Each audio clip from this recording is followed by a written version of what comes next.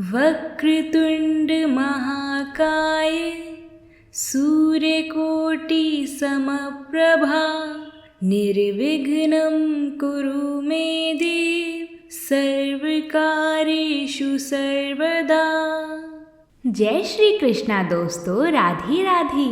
आप सभी को कार्तिक संकष्टी चतुर्थी की बहुत बहुत शुभकामनाएं। कार्तिक मास के कृष्ण पक्ष की संकष्टी चतुर्थी को करवा चतुर्थी भी कहते हैं। इस दिन भगवान गणेश जी की पूजा की जाती है। सौभाग्यवती स्त्रियां इस दिन अपने पति के लंबी आयु के लिए व्रत रखती हैं, गणेश जी को करवा अर्पित करती हैं। यह व्रत स्त्रियों को अखंड सौभाग्य प्रदान करता है।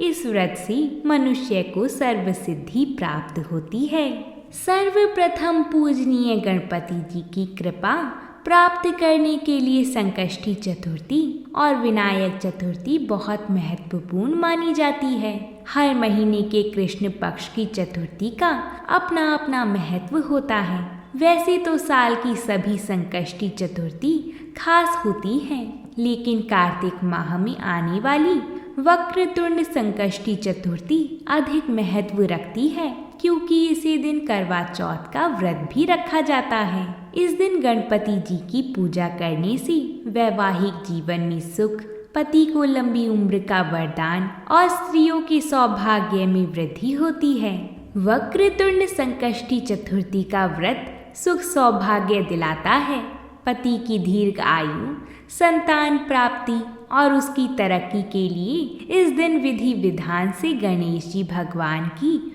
पूजा करके संकष्टी चतुर्थी के दिन शाम को या सुबह शुभ मुहूर्त में भगवान गणेश जी की पूजा कर सकते हैं। दिन भर व्रत रखा जाता है। रात्रि में चंद्रोदय के बाद चंद्रमा को अर्घ्य देने के बाद ही व्रत का पारण किया जाता है। कहते हैं वक्रतुंड संकष्टी चतुर्थी पर चंद्रमा के दर्शन मात्र से मानसिक कष्टों से मुक्ति मिलती है। व्रती को अखंड सौभाग्य का वरदान मिलता है। अब हम संकष्टी चतुर्थी की कथा को प्रारंभ करते हैं। बोलिए गजानन भगवान की जय।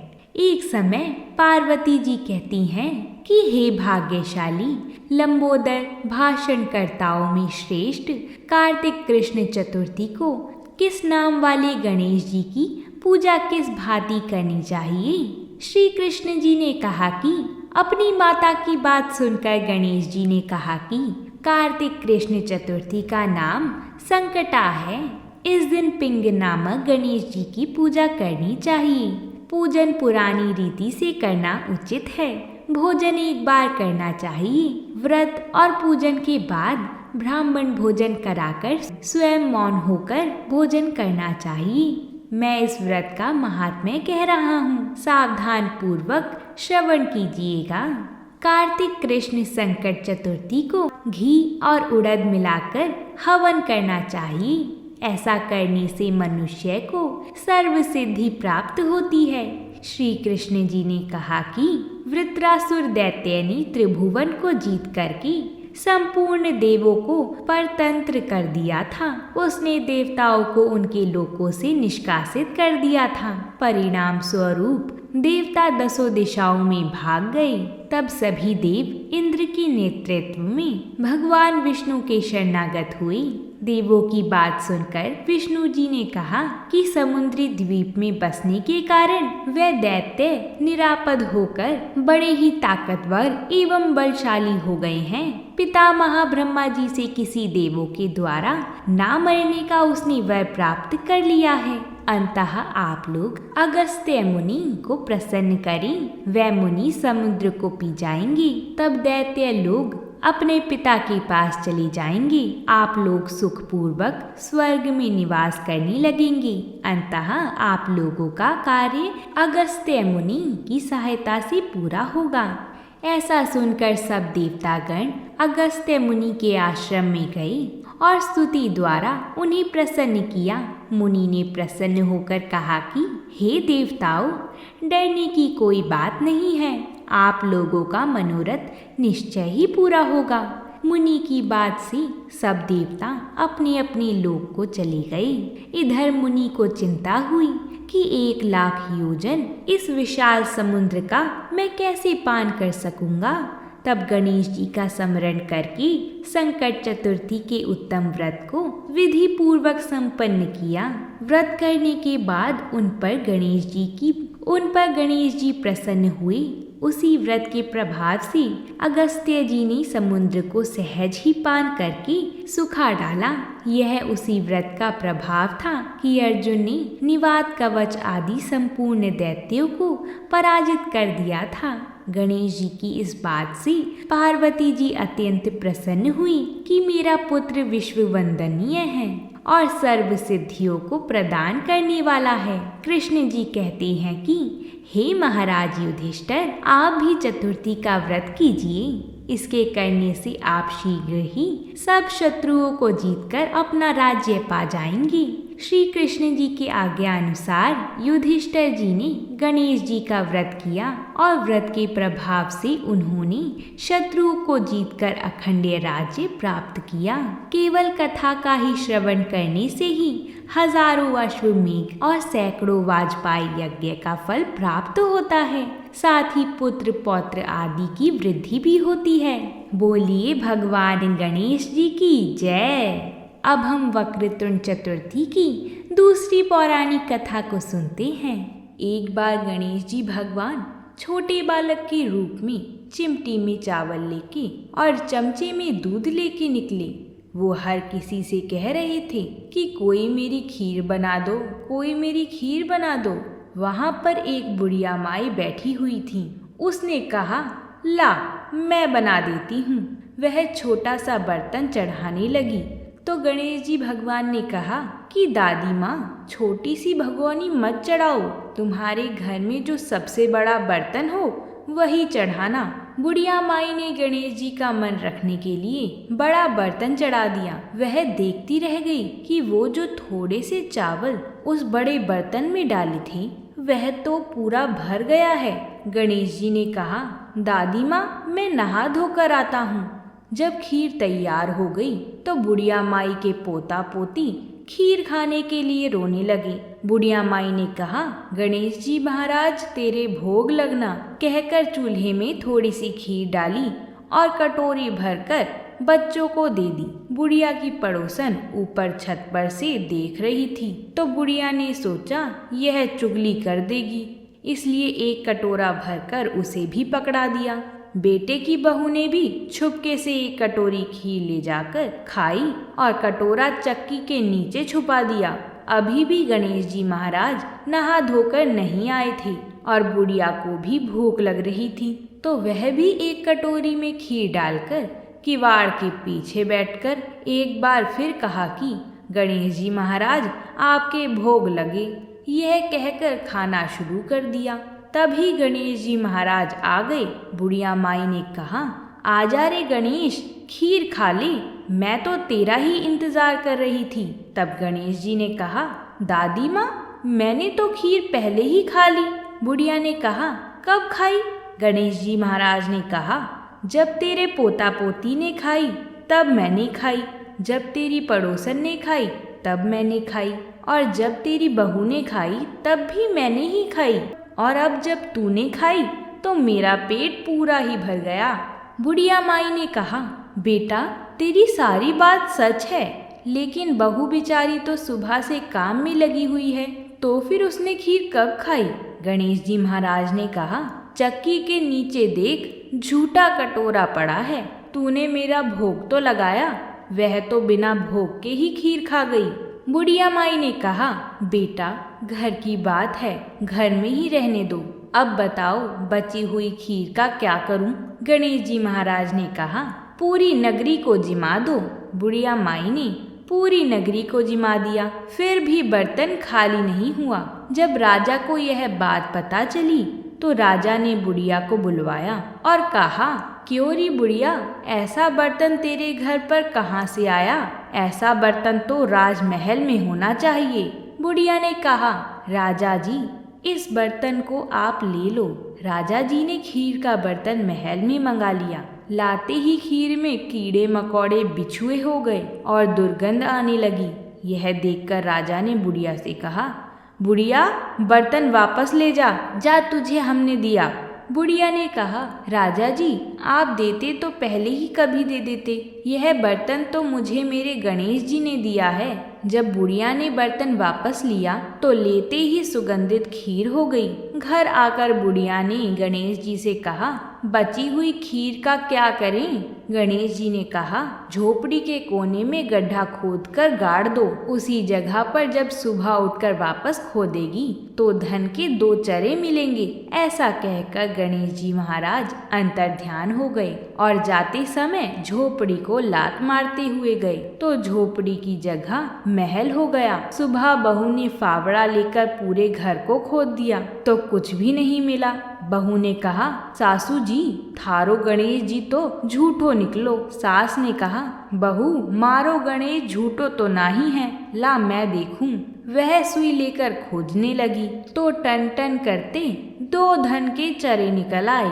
बहू ने कहा, सासू जी, गणेश जी तो साचो ही है। सासू ने कहा, गणेश जी महाराज तो भावनाओं का भूखा है। हे गजानन गणेश जी महाराज, जैसा आपने बुढ़िया को दिया वैसे ही सबको देना। विनायक जी की कहानी कहने वाली, हुंकार भरने वाली और आसपास के सभी सुनने वाले सबको अपनी कृपा से पूर्ण करना। बोलिए गणेश जी महाराज की जय। गणेश जी महाराज की तीसरी कथा के अनुसार एक नगर में 2 देवरानी और जेठानी रहा करती थीं। देवरानी के पास बहुत धन था लेकिन जेठानी गरीब थी। जेठानी गणेश जी की बहुत आराधना करती थी। वह अपनी देवरानी के घर आटा पीसने जाती थी। जिस कपड़े से वह आटा छानती थी उस कपड़े को घर लाकर पानी में घोलकर अपने पति को पिला देती थी। एक दिन देवरानी के लड़के ने देख लिया और अपनी माँ से बोला कि माँ, ताई यहाँ से आटे का कपड़ा ले जाकर ताऊ जी को घोलकर पिला देती हैं।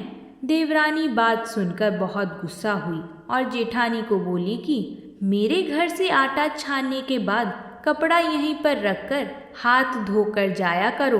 वह ऐसा ही करने लगी, लेकिन जब वह घर जाती तो उसका पति बोलता कि मुझे आटा घोल कर दे। जेठानी ने बोला कि आज उसने आटा छानने का कपड़ा रख लिया है।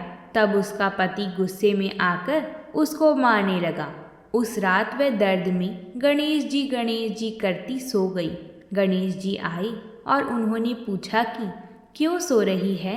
वह बोली कि मेरी देवरानी के आटा छानने वाला कपड़ा मैं लाकर पति को घोलकर पिला देती थी। आज उसने कपड़ा रख लिया, मैं पिला नहीं सकी, इसलिए मेरे पति ने मुझे मारा है। गणेश जी ने कहा, मैं घर घर से तिलकूट खाकर आया हूँ, इसलिए मुझे शौच जाना है। कहाँ पर जाऊँ? उसने कहा कि महाराज, बहुत जगह पड़ी है, कहीं पर भी चले जाओ। गणेश जी शौच करके वहाँ से चले गए। थोड़ी देर बाद जब उसने उठकर देखा कि सारा घर तो हीरो से जगमगा रहा है, वह धन को इकट्ठा करने लगी तो देवरानी के घर जाने में देर हो गई। देवरानी ने लड़के को भेजा कि देखकर आओ आज ताई क्यों नहीं आई। लड़के ने आकर देखा कि ताई के घर में तो बहुत सारा धन हो रहा है। उसने जल्दी से जाकर अपनी माँ को बताया। देवरानी दौड़ती दौड़ती आई और पूछा कि तेरे यहाँ इतना धन कहाँ से आया? तब जेठानी ने सारी बात बता दी। इतनी सुनकर देवरानी घर पर आई और अपने पति से बोली कि मुझे भी लकड़ी से मारो। जेठानी के पति ने उसे लकड़ी से मारा था, उसके घर बहुत धन हो गया है। उसका पति बोला कि तू धन की भूखी क्यों मार खाती है, लेकिन वह नहीं मानी। उसके पति ने उसे खूब मारा। वह सारा मकान खाली करके गणेश जी का नाम लेकर सो गई। गणेश जी आए और बोले कि मैं घर घर से तिलकूट खाकर आया हूँ, इसलिए मुझे शौच जाना है, कहाँ पर जाऊँ? तब वह बोली कि महाराज, मेरे तो बहुत बड़ा मकान है, कहीं पर भी चले जाओ। गणेश जी शौच करके वहाँ से अंतर्ध्यान हो गए। थोड़ी देर बाद वह उठकर देखती है तो उसने देखा कि घर में बहुत सारा कूड़ा कचरा रखा हुआ है। यह देखकर वह बोली कि महाराज, आपने तो मेरे साथ कपट किया है। जेठानी को तो इतना सारा धन दिया और मुझे कूड़ा करकट दिया है। गणेश जी वहाँ आए और बोले कि तू धन की भूखी मार खाई और वह धर्म की भूखी। देवरानी बोली कि महाराज, यह सब कूड़ा कचरा समेटो, मुझे तो धन नहीं चाहिए। तब गणेश जी ने कहा कि तेरे पास जितना धन है उसमें से आधा जेठानी को दे दे, तब यह सब कूड़ा कचरा समेट लूँगा। देवरानी ने जब अपने धन में से आधा धन जेठानी को दिया तो गणेश जी ने अपनी सारी माया समेटी। हे गजानन गणेश जी महाराज, देवरानी को दिया वैसा किसी को मत देना और जैसा जेठानी को दिया वैसा सबको देना। विनायक जी की कहानी कहने वाले को, विनायक जी की कहानी सुनने वाले को और हुंकार भरने वाले को सभी के घर धन धान्य से भरना। तो बोलिए गजानन महाराज की जय। अब हम करवा चतुर्थी की सबसे महत्वपूर्ण और अंतिम कथा को सुनकर व्रत को पूर्ण करते हैं। एक साहूकार के 7 लड़के और एक लड़की थी। सेठानी के सहित उसकी बहुओं और बेटियों ने करवा चौथ का व्रत रखा था। रात्रि को साहूकार के लड़के भोजन करने लगे तो उन्होंने अपनी बहन से भोजन करने के लिए कहा। इस पर बहन ने जवाब दिया, भाई अभी चांद नहीं निकला है, उसके निकलने पर अर्घ देकर ही मैं भोजन करूंगी।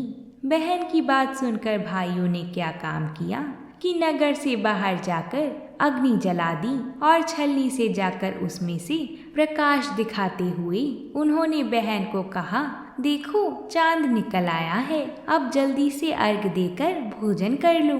यह सुनकर उसने अपनी भाभियों से कहा कि आओ तुम भी चंद्रमा को अर्घ दे लो। परंतु इस कांड को भाभियां जानती थीं। उन्होंने कहा, बाई जी अभी चांद नहीं निकला है, तेरे भाई तेरे से धोखा करते हुए अग्नि का प्रकाश छलनी से दिखा रहे हैं। भाभियों की बात सुनकर भी उसने कुछ ध्यान नहीं दिया एवं भाइयों द्वारा दिखाए गए प्रकाश को ही अर्घ देकर भोजन कर लिया। इस प्रकार व्रत भंग करने से गणेश जी महाराज उस पर अप्रसन्न हो गए। इसके बाद उसका पति सख्त बीमार हो गया और जो कुछ घर में था उसकी बीमारी में लग गया। जब उसे अपने किए हुए दोषों का पता लगा तो उसने पश्चाताप किया। गणेश जी महाराज की प्रार्थना करते हुए विधि विधान से पुनः चतुर्थी का व्रत करना आरंभ कर दिया। श्रद्धा अनुसार सबका आदर करते हुए सबसे आशीर्वाद ग्रहण करने में ही इस प्रकार उसके श्रद्धा भक्ति सहित कर्म को देखकर भगवान गणेश जी महाराज ने उस पर प्रसन्न होकर उसके पति को जीवन दान दे दिया और उसे आरोग्य करने के पश्चात धन संपत्ति से युक्त कर दिया। हे गणेश जी महाराज, जो कोई भी छल कपट को त्याग कर श्रद्धा भक्ति से चतुर्थी का व्रत करेंगे तो उन्हें सब प्रकार से सुखी रखना। बोलिए गणेश जी महाराज की जय। अगर आप सभी को ये कथा अच्छी लगी हो तो कमेंट में गणेश जी महाराज की जय ज़रूर लिखिएगा और वीडियो को लाइक और हमारे चैनल को सब्सक्राइब ज़रूर करिएगा। आपको हमारे चैनल पर करवा चौथ की कथा भी मिल जाएगी, आप उसे ज़रूर देखिएगा। हम आप सभी के लिए करवा चौथ की संपूर्ण कथाएं एक साथ लेकर आए हैं। आप सभी का व्रत भगवान की कृपा से पूर्ण और सफल हो। आप सभी की सारी मनोकामनाएं पूर्ण हो। बोलिए भगवान गणेश जी की जय।